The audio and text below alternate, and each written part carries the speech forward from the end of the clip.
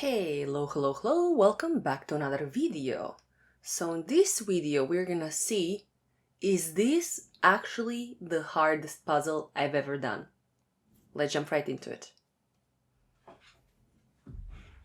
Alright, so the puzzle in question is this Krypt puzzle from Ravensburger. This is the 654 piece edition, pink one.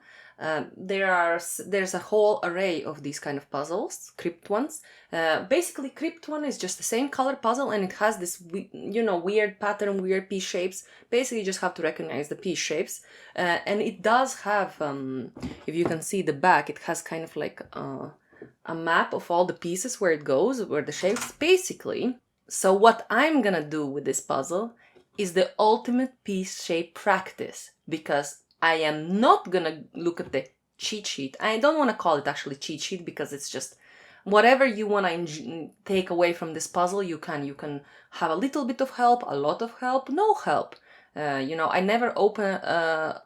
I'm not gonna open the cheat sheet, or not gonna look at the back of the box, because I want to treat it as like the super hardcore piece recognition practice. Okay, so that's the premise.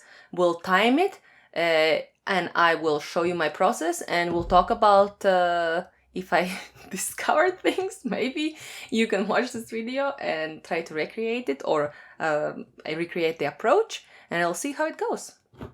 Let's go.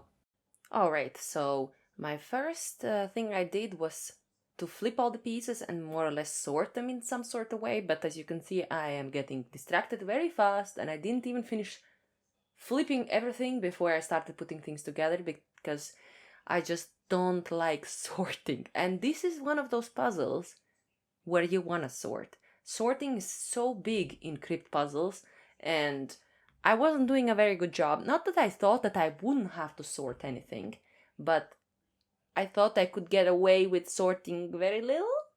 But then I hit the wall with the middle, and I had a pretty decent chunk done, but I hit the wall. So I decided, you know what, let's do the edge, because there's some funky pieces on the edge, and we could, that's a big chunk of pieces from the puzzle is the edge, and they're kind of lots of fun all over the place. So I decided to do the edge, and in less than an hour we had it done. Good job, we had it done in less than an hour. So then I turned my attention again on the middle bit. Now, problem is that you can see that I have lots of pieces on the middle of my kind of like working area, and the same can be said about my boards, because at that point I was only using the boxes to sort out the really weird shapes and the big shapes. But as I hadn't looked at the guide, I didn't actually know where these big shapes or these weird shapes are gonna go, so I kind of had to figure it out. And also, for some weird reason, the left side of the puzzle kind of came together much easier than the right side, even though, as you can see, because at this point I was puzzling by natural light, the left side is kind of darker. And what this made happen, to me it seemed like there were two shades of pink, even though there isn't. They're all the same color. But somehow the left side, not here, it's the right side. Sorry, I've been mixing my sides. I meant the left side came together faster, even though here at the beginning is the right side. But that's just because it was closer to me, because I had lots of pieces on the left hand side. You can see they're all over the place. They're just there, hanging out. I was like, yeah, I'm not gonna need them for some time. But then I started plugging away on the right hand side, and I just kept plugging away.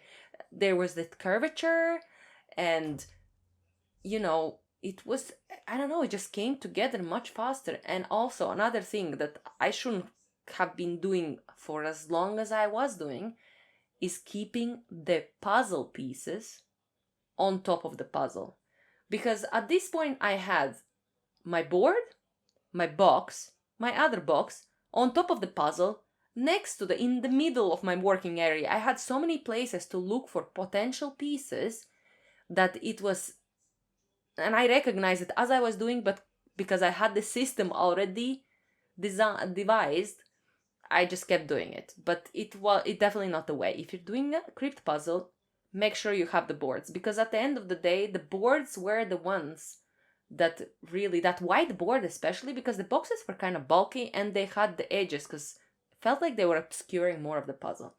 At this point, 6 hours in, I had hit a wall. My progress was very slow.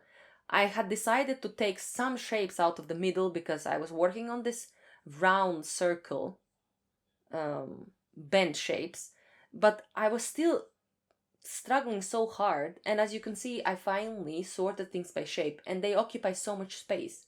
If I had had boards, I could have like separated the boards with by piece shape, but no, I had so many things to look for the shapes. Not only boxes, the board, the table, the funky shapes on top of the puzzle. So this was horrible. I feel like between the hours, I made very little progress. I want to say between hour 3 and 7, or even 3 and 6, those were the hours I made the least amount of progress. Now that when I started figuring out, okay, these really weird shapes make the circle, I was like, oh, okay, I hit my second wind and we're making a circle. And this is what I talked about when the right hand side came together much faster, because it was so much easier for whatever reason to figure out how the pieces fit together on that side. Now, eventually, the big pieces finally, all the shaping paid off, because the big pieces were the first ones to go. Even though I couldn't, sometimes it was, I don't know, it was because I was staring at them for so long, but it just felt like nothing was fitting. And if you can see that the middle is turning every now and then. It's because I knew that it somehow connects to something, but I just couldn't find the connections. All right. So here we are about 9 hours in. I'm thinking I'm 2/3 way done. And as you have seen, I've changed my strategy. Well, not changed my strategy necessarily. I decided to, what did we do? We sorted in trays, or in this case, 2 boxes and 1 tray. I have these bigger pieces left. And then I sorted by shape. So I am really struggling right now with...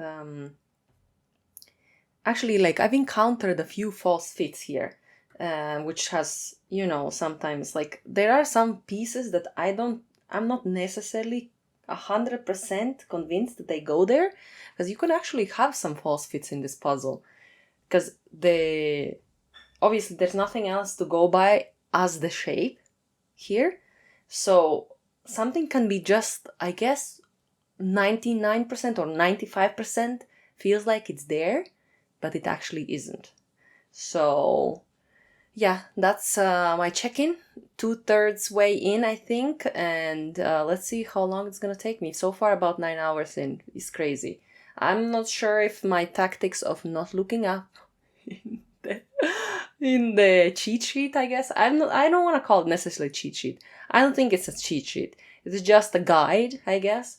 Me not wanting to look at the guide is hindering me a little bit, but let's see how it goes, how it finishes. I hope I can finish it. I guess at this point, let's say it's 2/3 done, so maybe 4.5 hours more, maybe less. Maybe I get like this savant feeling, and I'll just start pum, because I have already sorted by shape, have the bigger pieces sorted here. I mean, how much longer could it take? Last famous words.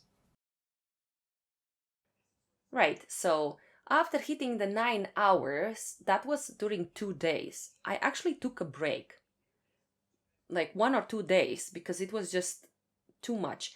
And actually, it helped me, because after I came back, things kind of fit together better. Either I was spotting the pieces better, or because there were fewer pieces to look at, I was just plugging away much faster.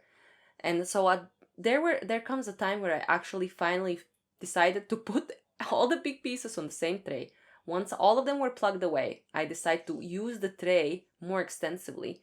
And also, during this whole process of when I figured out the circle and I have some funky shapes left, I intuitively decided that everything will be symmetrical in this puzzle.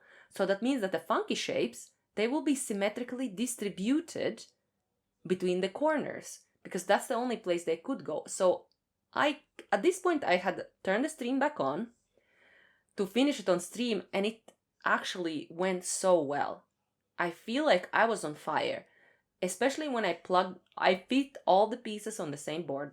And then when I figure out where these funky shapes go, because I constantly kept looking at them, they must be somewhere close. Like, look at the gaps. They have to be there somewhere.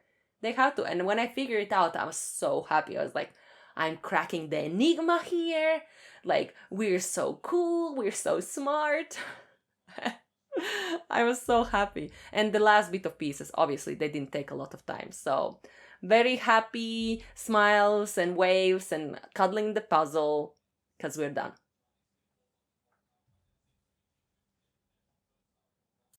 Alright, here we are, finally, after 12 friggin' hours. I didn't necessarily think it's gonna take that long, you know? But it did. It did, and it was hard. And I swear that there were moments where I thought, okay, this piece is missing. Because I've tried all of them, and all of a sudden it just showed up. And my biggest criticism, though, because this puzzle is the way it is, okay, you know, you're only relying on the piece shapes, there were actually false fits. Now, I probably I'm gonna show you the clip where it was the most egregious, and I was doing a little bit of this on stream. I did the beginning and the end on the stream. This guy, I'm just not sure. Like, this one, I feel like either this piece or this piece is a false fit, because like I'm unable to find this disconnect here, anything that connects here. And if I find it now, like there is this piece, but it doesn't really connect. If I find it now, obviously it's here, but like I've struggled so hard, with this piece. It's this one, isn't it? Mother! And this one was a false fit, and it fits here perfectly. It fits here perfectly, and it is a false. Well, yeah. Mother, so mad. Okay, so then this one would be any, right? Oh my god, honestly, I'm so mad. And actually, like, this is true for any puzzle. The fewer pieces you have, because you have fewer options to consider, it goes much faster. So the ending, I think the last hour was incredible. Okay, so I wanted to do some stats per hour, how many pieces I put, but it was too big of an undertaking, I guess, to count them piece by piece. I mean, I should have basically, as I was doing it, stop after every hour and did it as I go, because now going through 12 hours of footage is a bit of a daunting task. So maybe for next crypt puzzle, because I have another one which is even bigger than this one, I might do that to see, because actually I was thinking for my other crypt, and if you watch this far in the video, you can let me know what kind of experiment you want me to do, because I could either do the same thing as I did with this one, where I just don't look at the guide and I puzzle as I puzzle, and then after every hour I stop and count how many pieces I have put, so that then I can, you know, have some stats of which hour is the most productive hour. If by my guessing, my most productive hour was like the first one after doing the sorting and flipping. First hour after that, which was like first half an hour, I think, of my time I spent flipping and sorting, and then 1 hour after that was the most productive one, because I could do the middle and the edge. And the last hour, I think I put so many pieces in. I mean, overall, if I look on myspeedpuzzling.com, it was on average less than 1 piece per minute. So, you know, it wasn't amazing. There were times where it was very frustrating. But yeah, let me know if you've done any crypt puzzles. Let me know if you want me to do the other one and either do the same way as I did this one with counting the pieces, or should I look at the guide and do it that way? Anyways, stay safe, and meantime, I'll be puzzling.